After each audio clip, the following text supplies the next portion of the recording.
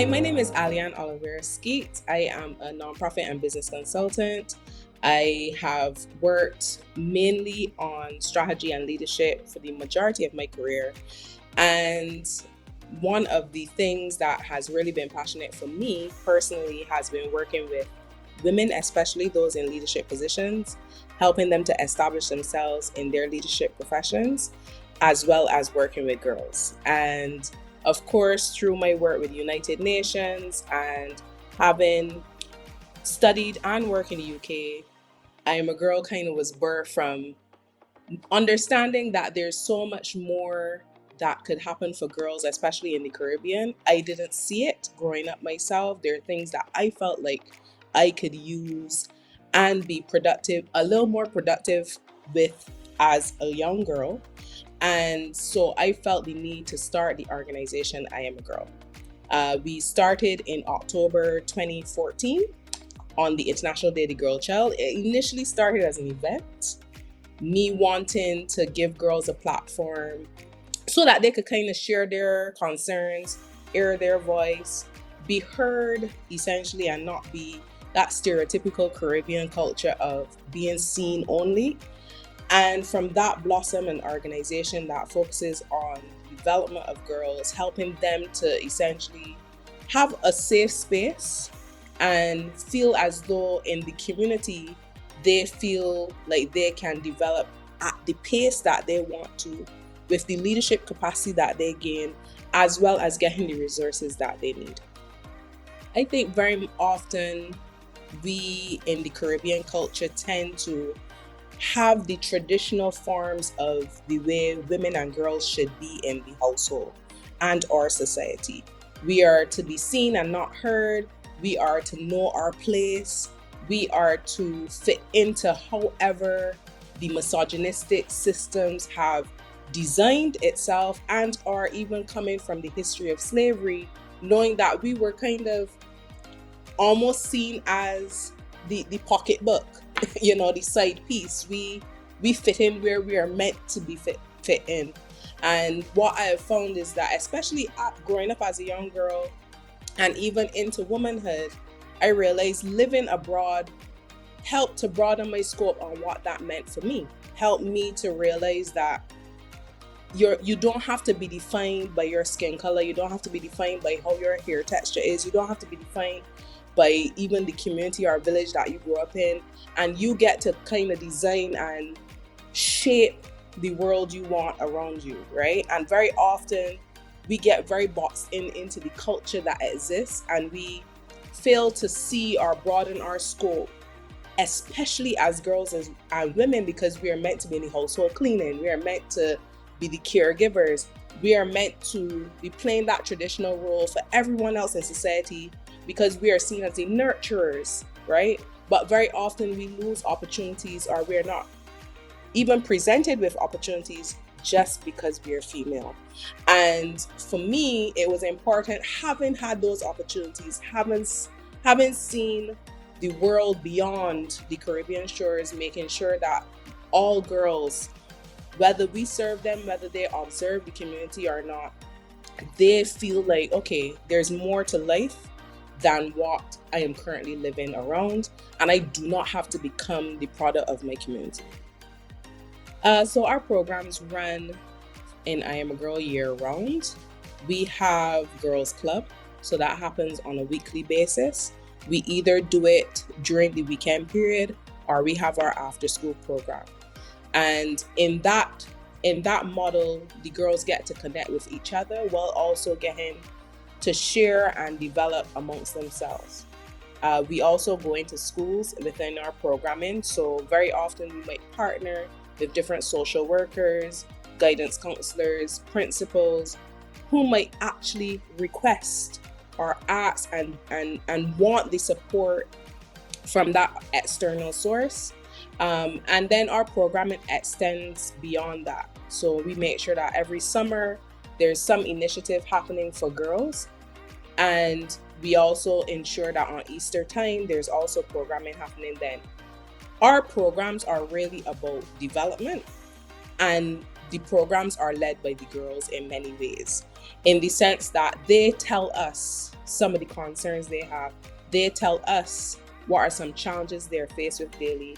They tell us what they want to learn, and we essentially design our programs around that.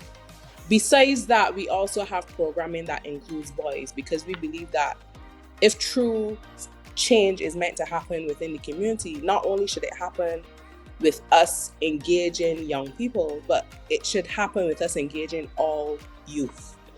And for us, it's important that the girls get a space where they can share with their male counterparts and their peers about, listen, this is what's happening and this is how you contribute to it, or this is how you could help this situation when you face yourself in it. And those kind of environments that we've been able to curate has really allowed for, in many spaces, both girls and boys understanding leadership from a very young age.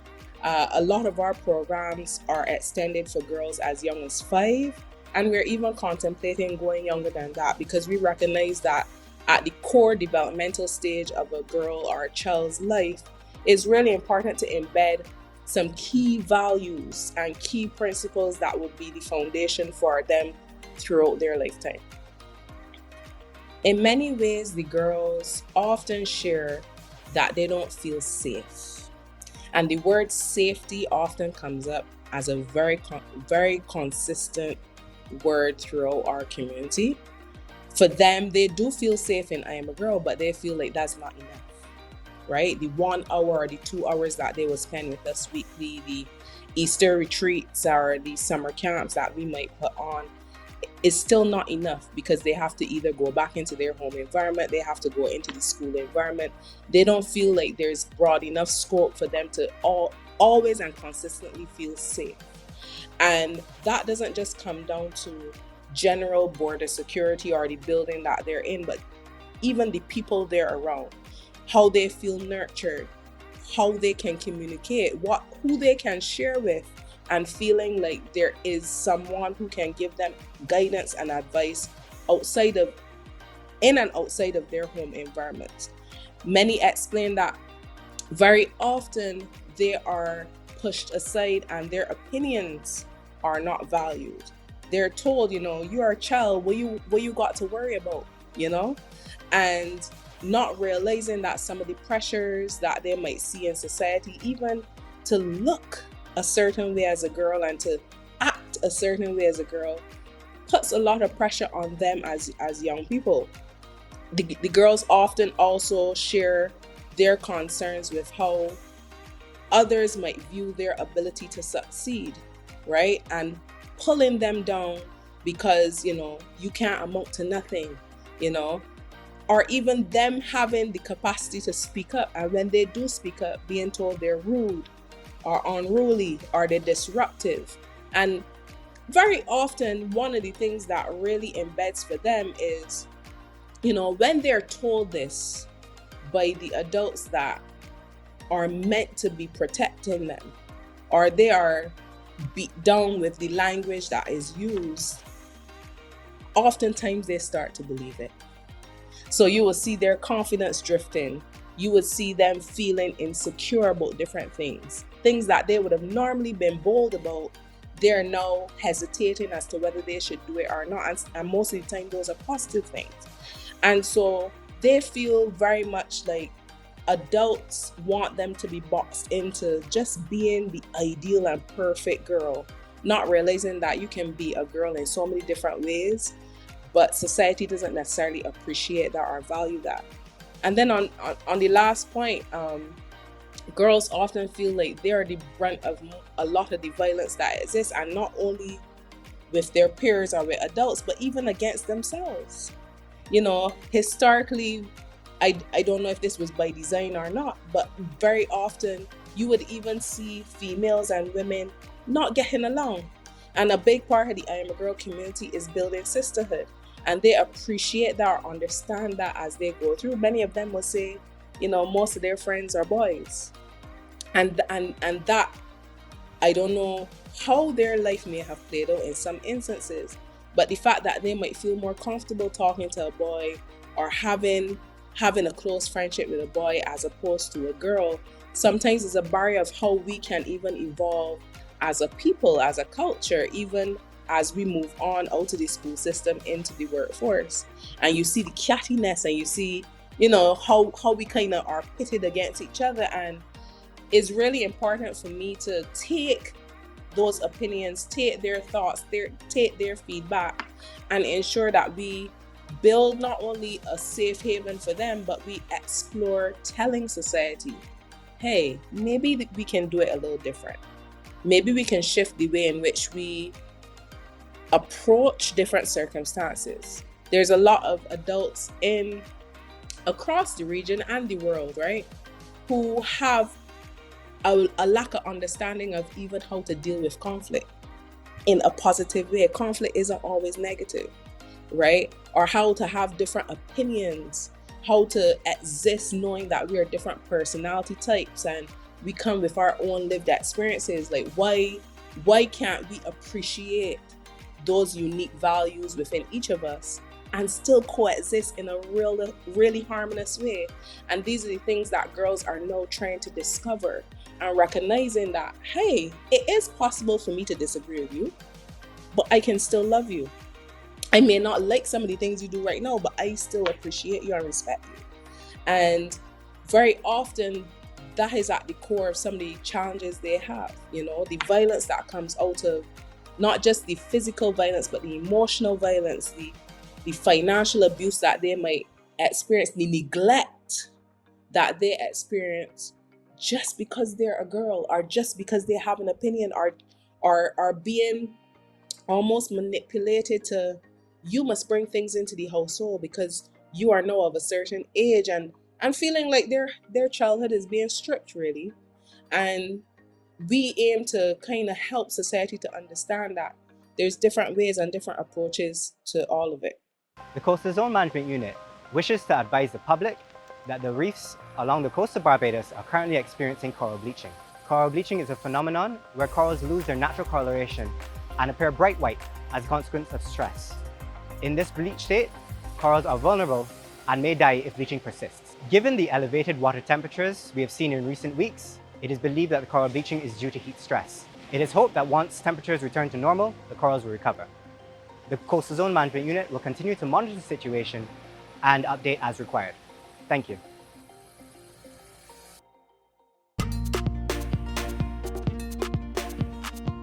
My name is Dr. Adrian Waterman, a pain specialist in Barbados as well as an anesthesiologist. Do you know that already doctors in Barbados are prescribing medical cannabis?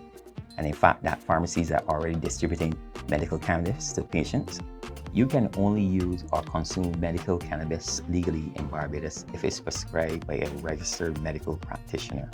If you are the parent or the guardian of a minor, you must obtain in writing a certificate indicating the use of medical cannabis in the minor. You must also give informed consent for the use of the medical cannabis in the minor too as well. If you are a patient that requires assistance, you can designate a person over the age of 18 years old and approved by the courts to be your caregiver. This caregiver is going to be responsible for the administration and the appropriate dosage of medical cannabis to you, and is also for monitoring the use of medical cannabis. And remember, if your prescription requires repeated usage over a period of 3 months, your pharmacy or your therapeutic facility cannot dispense more than a 30-day supply of individual doses at any time. For more information, visit our website at www.bmcla.bb.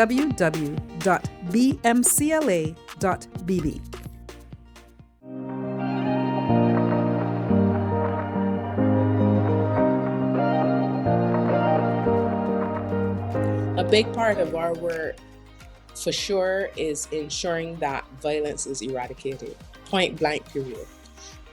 Not reduced, eradicated. And we believe that is very possible. In society, we believe, though, that it is an entire community, an entire society problem. The problem is that society doesn't see it that way.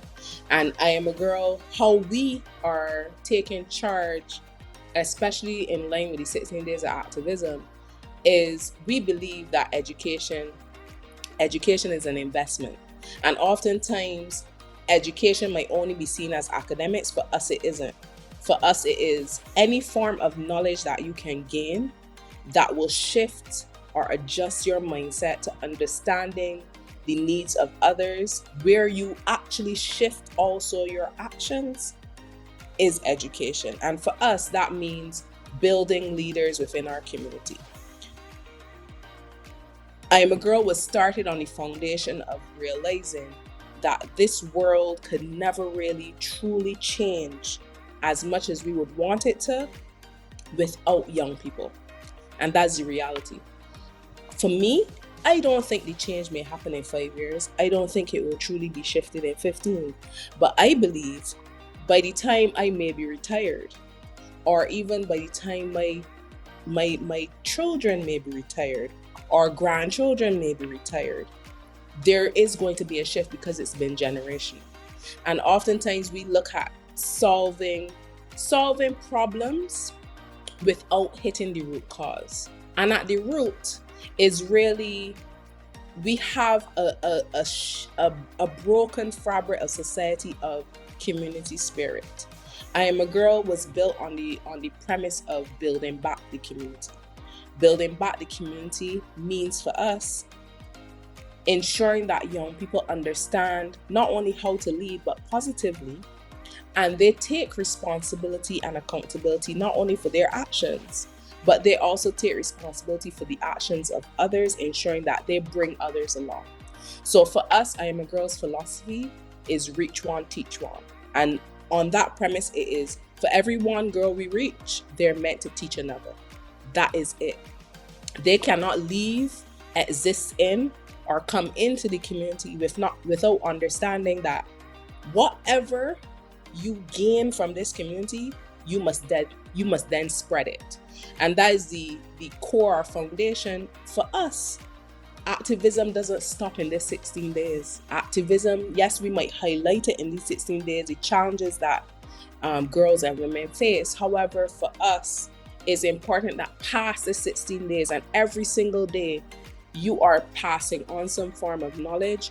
You are sharing your concerns. You are not afraid to let others know, well, actually, I don't like that you did that. And I'm not comfortable with how you're acting towards me right now.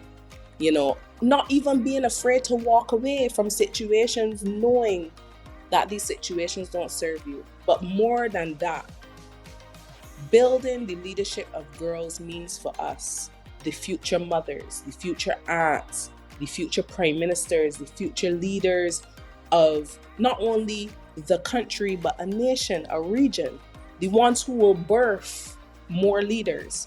And so for us, it's super important to ensure they have a foundation of understanding how to make the right decision, how not to get into the wrong relationships, how to say no, mean it, but then have a community of sisters behind them that will support them, right? We can't control every single person's actions. We can't control some of the violence that currently exists. We can try to tamer or timid it down based on how we shift our mindset and how we shift the things that we do. And I think it's important for girls not to feel like you have to, banter. That's why we provide resources. We ensure that girls don't ever feel like you have to be in this relationship to get something or gain something from it. The whole concept of transactional sex and feeling like, you have to put yourself in this situation in order to get the things you need. We want to strip that away. We want families that are within our community to know, well, look, you need to go to that doctor's appointment. She doesn't need to go and sleep with Uncle Bob for that to happen, right? And so for us, the resourcing of girls, the education of girls, and making sure that girls often feel like, well, actually, when you do have a challenge, we are here. And whether we have all the solutions or not, you can come to us and we will figure it out together. I think for us, that thrive part is what ensures that at least, at minimum, the girls in our community have that safety away from the violence that I know many of them have experienced, but also knowing that they're going to carry on the legacy well past and beyond us. One thing that persons aren't fully aware of is that this work started in Barbados, but we are now supporting and having programming in more than 5 countries in the region: Trinidad and Tobago, Dominica, St. Lucia, and Jamaica. And that includes us being fiscal sponsors for other organizations very similar to I Am a Girl who are doing the same work in the region, and ensuring that they are resourced so that girls across the region are also resourced. And a big part of that is the partners that we have had over the years. We're coming up to 10 years, October 2024, so it's exciting for us to know that there are persons who have invested in girls up until this point, and there are many more who can invest. And for us, what that means is reaching out to us. You can check out our website via imagirl.ngo. You can also reach out via the contact form, but always feel free to connect. But most importantly, and more than anything else, share a word of kindness to a girl. Ensure that you don't feel like you have to not pull up when something is going wrong, right? Comment, smile, just show that appreciation, because sometimes their insecurities get the best of them. And overall, we want to make sure that regardless of where we are based, girls across the entire English-speaking and other forms of Caribbean islands have everything that they need. So it's not just about our girls here in Barbados, but across the region.